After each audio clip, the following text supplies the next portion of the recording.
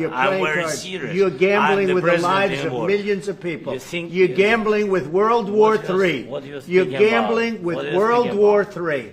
And what you're doing is very disrespectful to the country, this country. God bless. You don't know that. God bless. You don't God know bless. That. You will not have a war.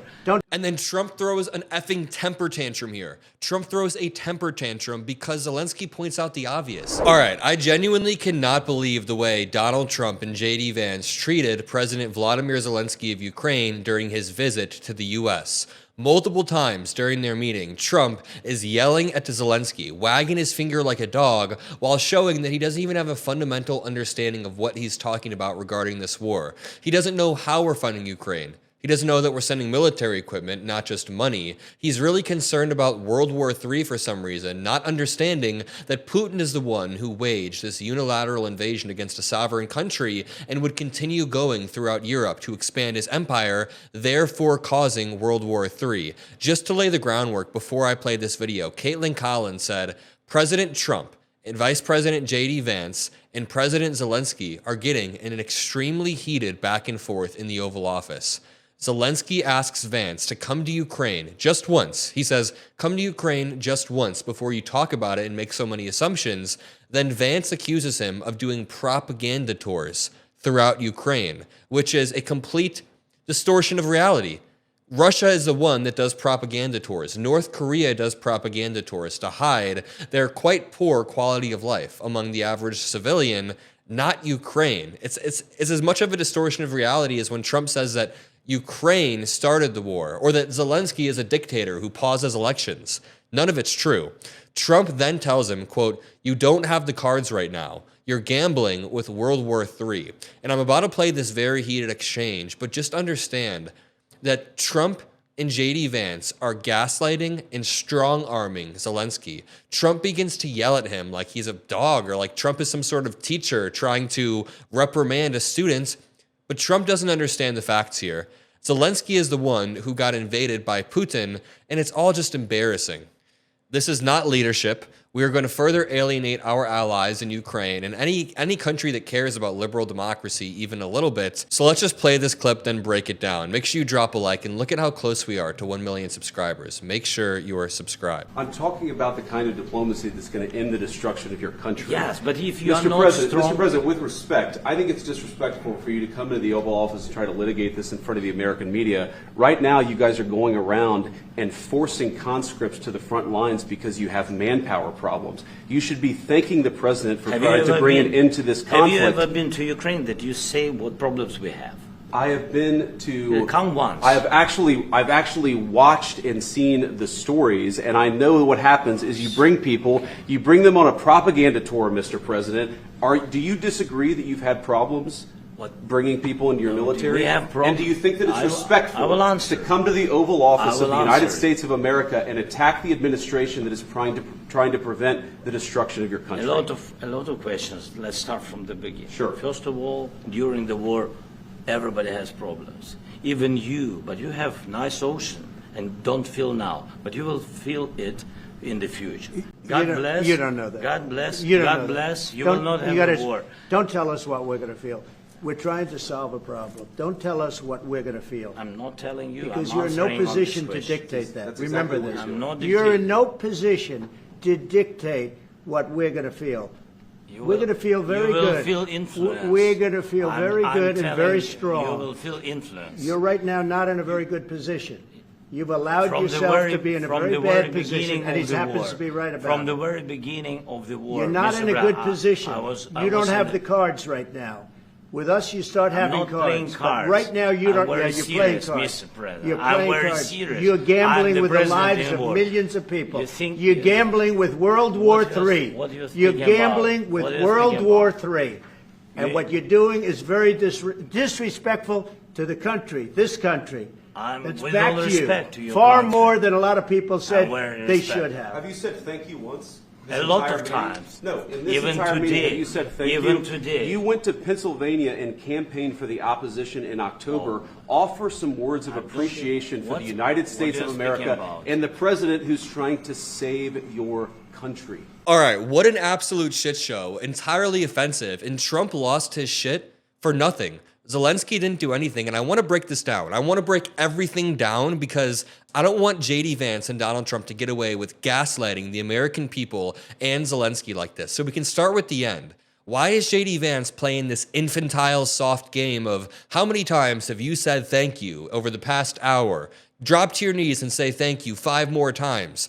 We should be thanking Zelenskyy for putting his life on the line, putting his people on the line, pushing back against Russia so they can stop the threat of an authoritarian dictator. But everything is so warped in our current White House that Trump is now siding with Putin. Trump is now using Putin-esque rhetoric when it comes to Canada and the Panama Canal, etc. And I have a few more clips to play from this meeting. It doesn't get any better, but I really do want to break this down a little bit further. So at the beginning, JD Vance says, why are you trying to litigate this in front of the media? Stop litigating it in front of the media.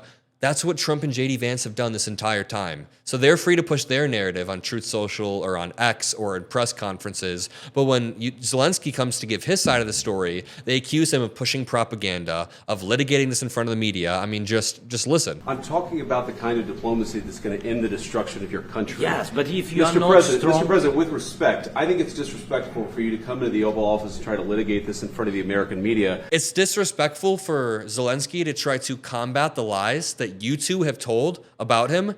So it's not disrespectful for Trump to call Zelenskyy a dictator, to say that he doesn't hold elections, to say that he started the war. But when Zelenskyy tries to come and respectfully push back, when the president of Ukraine tries to come and set the story straight in a respectful manner, now JD Vance is trying to twist it and say that he's being disrespectful. Right now, you guys are going around and forcing conscripts to the front lines because you have manpower problems. That is what Russia does. Number one, Russia does it way worse. The quality of life for the average Russian citizen has dropped insanely due to this war, and Putin doesn't care. He only cares about his oligarchs. But the thing is, sometimes in war, you have to use conscripts. In World War II, the Nazis would have won if the Allied nations didn't rely on conscripts. And that's just the brutal reality. I would never want that to happen. But I mean, just imagine a reality where the Nazis won World War II. To this day, we have Nazi policies across the globe because they achieved whatever globalist Nazi policy they wanted. I mean, sometimes conscripts are worth it when you're battling for the soul of your nation. So JD Vance is making a bunk argument. You should be thanking the president for trying to bring an end to this conflict. Have you ever been to Ukraine that you say what problems we have? I have. Exactly. He's saying, why are you calling our conscripts a problem? You've never been to the country. Come visit and see what it's like to be invaded. Come once. I've actually watched and seen the stories, and I know what happens is you bring through X. Okay, when JD Vance says he's watched and seen the stories, he means on Tucker Carlson's show, through Candace Owens' podcast, through Elon Musk boosting Tim Pool. Like, they have this entire bubble. They don't understand what's going on here. And Zelenskyy just looks very defeated, and I understand. You're coming from your war-torn nation where people have been dying and you've been fighting to keep the identity of your nation, and you have to come talk to these two dipshits, this orange dude who's incredibly disheveled today, and his sycophantic VP. It's all just so disgusting. And I'm sorry I'm replaying this clip, but we have to break this down. We have to rehash. We have to listen. You bring them on a propaganda tour, Mr. President. I've already debunked that. Not true. Not true. Do you disagree that you've had problems bringing people into your military? We have problems. And do you think that it's respectful to come to the Oval Office of the United States of America and attack the administration that is trying to prevent the destruction of your country? A lot of questions. Let's start from the beginning. A lot of questions. Let's start from the beginning, says Zelenskyy. And how are you going to accuse Zelenskyy of being disrespectful when you guys just voted with Russia? Keep in mind, when all of these countries were voting, China abstained. They abstained. They couldn't even say if Russia was aggressing on the 3-year anniversary of the war. The United States voted with North Korea, Russia, and Hungary. Disgusting. And they say Zelenskyy is disrespectful to our nation? Sure. First of all, during the war, everybody has problems. Even you, but you have nice ocean and don't feel now, but you will feel it in the future. God bless. You don't know that. God bless. You don't God know bless. That. You will not have a war. And then Trump throws an effing temper tantrum here. Trump throws a temper tantrum because Zelenskyy points out the obvious. Zelenskyy says, hey, right now there's an open ocean separating you and Russia, but someday you're going to feel Russia's influence. Russia won't stop if you allow Ukraine to fall. They will march through Europe, and their influence will be right on your shore before you know it. Zelenskyy is saying that in fewer words. He's making a very valid argument, but Trump just starts to rage out and can't see through his orange effing shades. And it's just entirely I mean, how are we supposed to expect Trump to know this when Tulsi Gabbard, a Russian shill, is giving him his daily press briefings about national intelligence? Again, they're in this bubble. They're in this sphere where they think Zelensky's the bad guy, and it's incredibly frustrating. Don't tell us what we're going to feel. We're trying to solve a problem. Don't tell us what we're going to feel. I'm not telling you. Because I'm you're in no answering on position this to question. dictate that. That's Remember exactly this. I'm not You're in dictating. no position to dictate what we're going to feel. You We're will- going to feel very you will good. Feel influenced. We're going to feel very I'm good and telling very you, strong. You will feel influence. You're right. He's saying you'll feel influence from Russia. The exact same argument I just said. The exact same argument I just articulated. And here's Trump just freaking the hell out. Now, not in a very good position. You've allowed From the yourself very- to be in a from very the bad very position, beginning and he of the happens war. to be right about From it. the very beginning of the war. You're not Mr. in a Brown, good position. I was You don't have in the cards right now. With us, you start I'm having not cards. playing But cards. right now, you I'm don't. Yeah, very you're playing serious, cards. Mr. President. You're I'm playing very cards. serious. You're I'm gambling the with the president lives in of war. millions of people.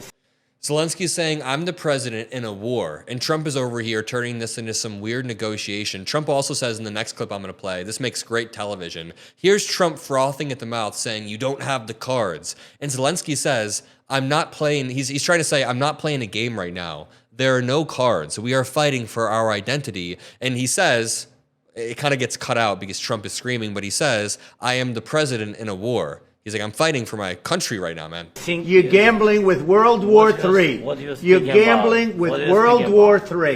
III. Complete distortion of reality. If, again, I've said this multiple times, if Putin were able to take Ukraine with absolute ease, they would march on to the next country in Europe, to achieve Putin's ultimate goal of expanding his empire. I don't know how the U.S. president has gotten it this wrong. And what you're doing is very disrespectful to the country, this country. That's with back all to you. respect to your Far country. more than a lot of people said very they respect. should Have have. you said thank you once? A This lot entire of meeting? times. No. In this Even He has said thank you many, many times. He's done many. Zelenskyy has been incredibly good faith. Incredibly good faith. I hate this effing infantile game that JD Vance tries to play. It's like playing with your cousins. Their cousin's like, have you said thank you for this trip one time? It's like, dude, he's out there fighting every single day. Let's watch this next clip. He's asking, what if Russia breaks the ceasefire? What if anything? What if a bomb drops on your head right now? Okay? What if they broke it? I don't know. They broke it with Biden because Biden, they didn't respect him. They didn't respect Obama. This is wrong. They did not break it with Biden. They broke the Budapest Memorandum back in 2014. Remember, Ukraine gave up their nukes, and they were promised security, not only from the West, but they were promised from Russia that Russia would not invade. Putin is a notorious bad faith actor on the global stage, but when you're a fake salesman negotiator, you care more about an optical short-term win than the long-term consequences of the deals you're cutting. They respect me. Let me tell you, Putin went through a hell of a lot with me. He went through a phony witch hunt where they used him and Russia. You ever hear of that deal? That was a... Jeez, this guy's unhinged. Putin went through a hell of a lot with me.